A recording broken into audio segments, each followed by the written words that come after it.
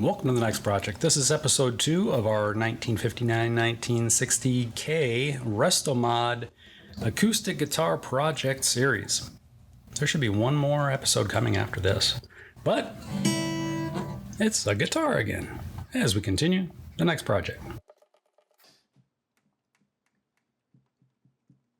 We are using a foam cutter heating probe that you can get from a hobby store for, $10 or something like that. Pretty affordable. I put it down in the gap in the dovetail and just heat it up, and I could tell it was warming up the glue pretty quickly. It started to kind of smoke a little bit and smell like, hot glue. Tasty. So the neck wiggled and came out of there pretty easily. Now I'm using a sharp chisel. Yes, folks, a sharp chisel. Cleaning up glue residue that's all over inside the mortise and cleaning it off the dovetail part of the tenon. Yeah, it's all going pretty good. A lot better than I thought it would go, actually.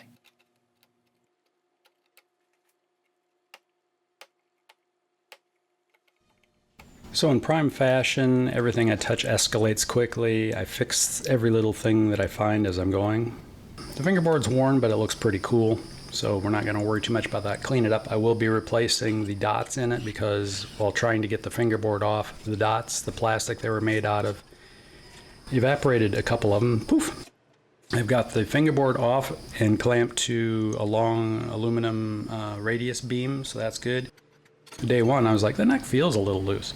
Doing the John Minor steam process, rehydration process, we were able to pull the bottom of the heel back up against the body, close up the gap that was down in here, which made me more comfortable. But anyway, I got the fingerboard off and I was like, the neck feels a little looser than I thought. So I put one of those foam cutting heat probes in, one of these little guys, slid it right down in the gap of the dovetail because there was plenty of room. Just put it in there and started melting glue away. It was glued on both sides, but really only the base side of the neck was holding. So it took 10 minutes maybe to heat it up and wiggle it, and as we're seeing, it slid right out. Not much tear out of either the dove or the tail. So I'm going to clean that all up, get in there with a nice sharp chisel. Sharp. While I have the neck off, it'll make it easier to fill the steel reinforcement rod trench and reroute it for a truss rod that I just happen to have. It was for a different project. Actually, it was an accidental order. I ordered the wrong one years ago, and I was like, someday I'll use it. Here we are, gonna use it. Crazy me. As we continue the next project. Oh boy, did those old dots come out nice and easy. They spun right out of there. Oh, I like that. Didn't fight me a bit.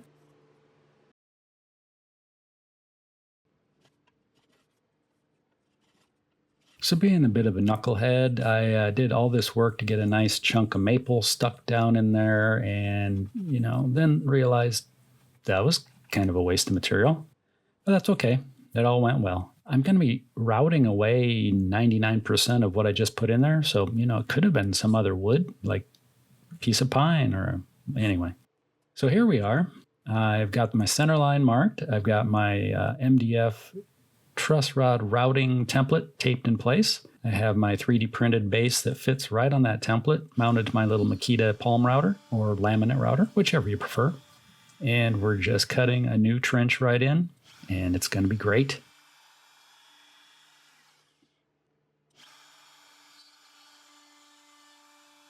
Well, we've got the truss rod wrench routed in. It went really well. We've got it to fit nicely. It's snug. Plugged the original routing trench with some maple after I glued it in, clamped it in. I was like, I'm going to route that away anyway. I could have just used a chunk of pine or something. Paired the neck to the body and routed in the receiving notch for the barrel end adjustment end of the truss rod. And as we know, the top of the guitar has a thickness, and the truss rod that we're using has kind of a step down, but it's not quite as great as that. Do I want to route the truss rod trench 1/16 of an inch deeper, maybe? Or not even that, probably 1/32 of an inch deeper? Not really. Do I want to glue a strip in on top of the truss rod? Not really. Unless I drill a hole through the brace that's in the body. There's a brace running right through here, which we could do. We'd have access to it from this end. Could drill right through it. So that's an option. Is that a good option? It's an option. I could glue a block between the neck, the heel block, and that rib. I could glue a block in here and bore all the way through it so it reinforces that whole area. That's an idea. Oh, so many options. As we continue, the next project.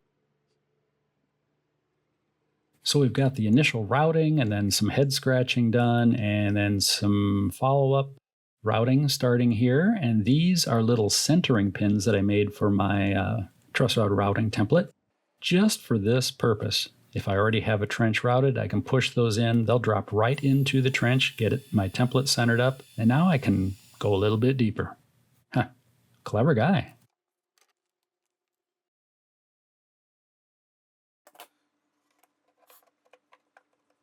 I'd like to say there was a plan all along, but you know me. I don't follow plans. I improvise. The plan changes as I go. And this is an example of that. We did deepen the truss rod trench to get the barrel adjustment end of the truss rod low enough it would fit underneath the top surface of the top of the guitar. I then glued in a block between the heel block and the first ladder brace rib, glued that to the bottom of the top. Then we bored a hole all the way through from the heel block back into the sound hole area so we'll be able to adjust the truss rod. My brain just had to cook on that for a while, and it all worked out good. Here we're installing a couple lateral braces that flank the sound hole, and this is just to help keep the guitar from collapsing in the future, you know, the sunken sound hole thing, which this guitar had already suffered. I taped in a little alignment block to the surface of the top. It gives me, makes it square to the braces that are already in there. So when I squeeze and clamp those new lateral braces in, they're squared up to the existing braces that are glued to the top.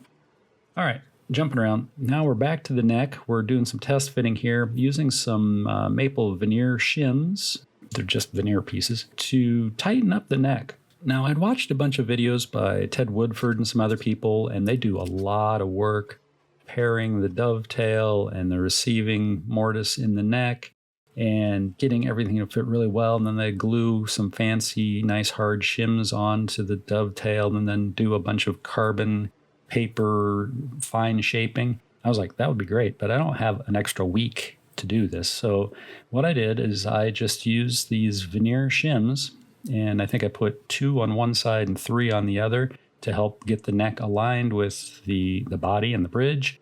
And everything is kind of a wedge fit, tapered wedge, pretty tight. So then we're just going to soak it with original Titebond, as we've seen, press everything together, and then press those shims down there as tight as I could get them. And this neck is definitely tighter and stronger than it was probably from the day I left the factory. Got a lot less glue floating around in there actually too. Not as much room for it.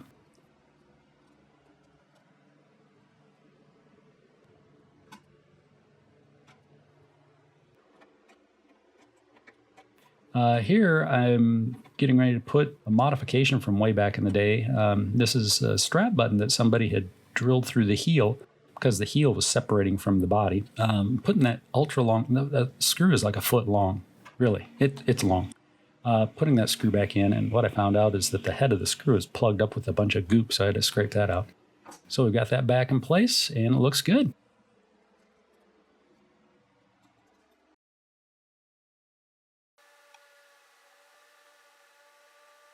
Things are rolling right along. We've got the fingerboard temporarily dropped on just to figure out where it fits, doing a quick tracing around the edge of it with a sharp X-Acto knife. Now I'm scraping back the excess shellac or varnish or lacquer or whatever they used at the factory back in the day, getting the glue surface a little closer to the edges of the fingerboard itself, so when the time comes to glue this on, we'll have a little bit better glue purchase area. Now I'm centering the fingerboard on the neck and marking where I want to drill some locating pins, thumbtacks. So when I get ready to glue the fingerboard on the neck, it will be aligned and stay in place. It's coming along pretty good. We have dry setup, dry fit going on. No frets yet, no marker dots. The strings that came on the guitar are back on it. The new bridge is in it. Some temporary cheapy pins are in there. It's hard to play a chord on it right now because the fingerboard has a lot of wear that needs to be taken care of. New frets are going in. It's going to get some nickel frets. End pin output, and we have a secondary output that's going to happen. So that's all pretty cool. The neck, or the fingerboard, did glue back on really well. I lightly waxed the back surface of the neck just to keep any glue from sticking to it. So anyway, I've got it strung up kind of in tune. The neck is nice and flat. The truss rod does work real easily accessible from the sound hole. Twist, twist. Nice. Nice and flat though right now. But I wanted to string it up and figure out what the neck is going to do and the body. Because we did that John Minor steam rehydration process to the heel of the neck and everything, and that worked really well, but then I ended up re-gluing in the neck anyway. It needed to be done though, so because it brought the sound hole up. Also, we have the bridge doctor screwed in here now, so that's fixing the bridge, and our steam helped the sound hole. We put two lateral braces in here to help reinforce the sound hole area. Little block between the neck heel block and the first rib that goes across. A lot of little things going on, and it's looking pretty good.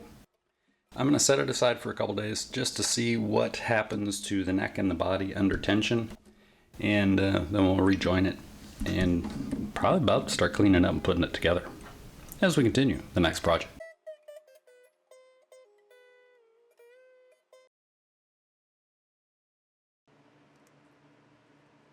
Well, waiting for other things to happen, I did receive some new mother of pearl dots. These are 5mm diameter dots, so they're pretty small. When I got them and I got the package, I looked at them and said, those are way too small for the holes. But I went in, I dropped them in. I was like, well, they fit perfect. They're going to look nice. The original dots were some kind of very soft, probably flammable plastic, and they kind of melted and dried out and fell apart, as we saw when I was pulling the fingerboard off. So this is an upgrade. This is a custom guitar now because it has mother of pearl dots. Using some medium viscosity super glue, getting those dropped in place. And now, since I did have this strung up for about a week, wanted to see how the neck was going to behave and everything after the steaming process. I wasn't sure if I was going to need to put a shim underneath the extension of the fingerboard, but everything is looking good. It's staying put very well, so I decided at this point to go ahead and glue it in. Now, yes, I could have glued this down when I was gluing the fingerboard on, but again, I wasn't sure if I was going to need a shim. I didn't know if there was going to be, excessive fall away to the tail end of the fingerboard, but we got lucky, things are good, and it's easy enough to glue it on now.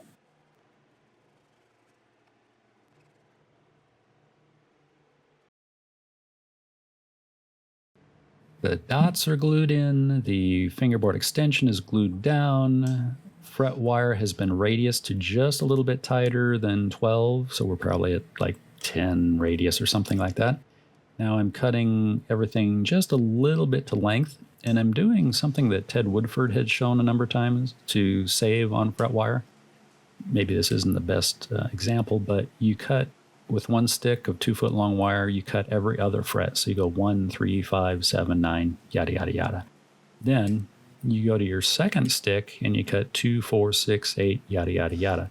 And I was able to get all the frets cut out of 2 sticks of wire. So a total of 4 feet of wire, and actually had probably 4 inches of wire left over, which there's always a little throwaway on the sticks of wire as you radius them. Got them cut to length, and also using our case nibbler that's converted to a fret tang nipper to trim them and get them ready for installation.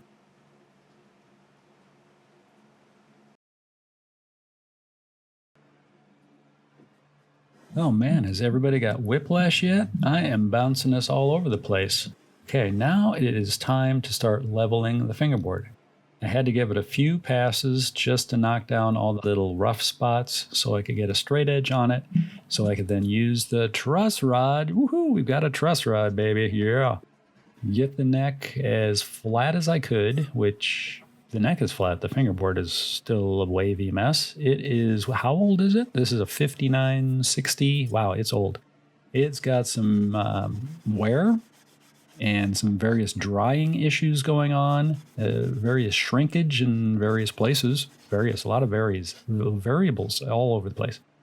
Running a straight edge back and forth across it, looking for the obvious high and low spots. You can see where it's low. Trying not to remove all of the vintage wear, though, because that is pretty cool. It shows that this guitar was not just in a closet. It was used, and it's really still in very good shape. So we got the fingerboard leveled about as far as we're going to go. We're going to start cleaning it up and getting it ready for frets. Woohoo! Always using different processes, and I really don't subscribe to doing things any one way. It kind of comes down to what's in front of me and what would be the least damaging, maybe I don't want to say the easiest, because I don't always do things the easy way, but just what will work. So I did a combination of hammering frets in and also using a homemade clone of the StewMac fret jaws. Squeezed everything in, and it was really nice. I was able to, with my binoculars strapped on there, I was able to see that the frets were seating down really nice, really nice, really nice. Going down the line. Now, we run into a place. We can only go about this far, maybe one more fret. Ooh, and this machine will not get up onto the heel. So we changed our process up a little bit. Mainly went to the hammer. Also used an ebony rod to help drive everything in. But, supporting it on my hand so the guitar's not banging off of the rubber mat. There's an ebony fret seating stick that I have. Now we're going to go down the line and trim all the frets back.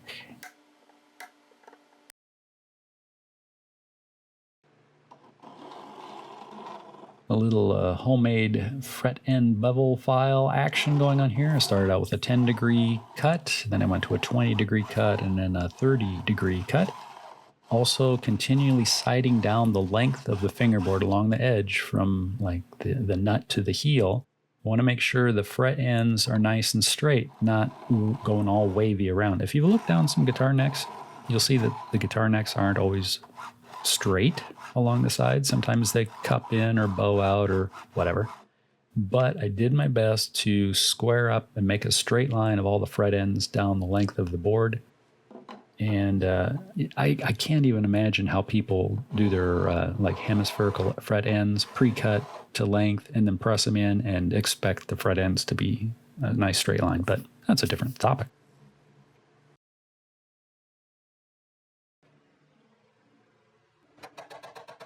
Going down the line with a Fret Guru XT, which is a fret rocker. It's a 9 or 10 in 1 tool. It does a lot of different things. It'll measure your fret height. It will measure string width at the nut and at the saddle. It will measure string height. It will measure your first fret string height action. It does a ton of stuff. It also does fret rocking really well. So anyway, I went down the line, did a quick mark of a few things, did a little extra tapping in, ran some beeswax along the edge of the frets just to help keep the super glue, thin super glue that I followed up with from staining the fingerboard terribly. Now I'm going back with some acetone on a rag with, look at that, I'm wearing some personal protection there. Acetone's not good for you. So when I think about it, I try to protect myself a little bit. Protection is key. So we'll go ahead and we're cleaning everything up, getting ready. We're going to start our leveling process. But you know what? Look at the time. Oh boy, I better let everybody get back to work, Wrap up your donut, drink your coffee, get back to work. Coffee break is over. Anyway, I want to thank everybody for hanging out with me through this episode and the series too. All the series, anything you watch. Thank you very much. If you haven't done so already, please subscribe to the channel. Also, ring the bell for future notifications. Give it a thumbs up. That lets YouTube know you like this kind of content. Also lets me know that you like this kind of content. Please leave comments. Love hearing from everybody all around the world. We have a really great family that keeps growing, and that's cool. Also, if you can, share the video or the channel if you're on any forums that talk about doing crazy stuff like this. That'd be cool. I'd really appreciate that. Until next time, please take care of yourself and those around you. Bye.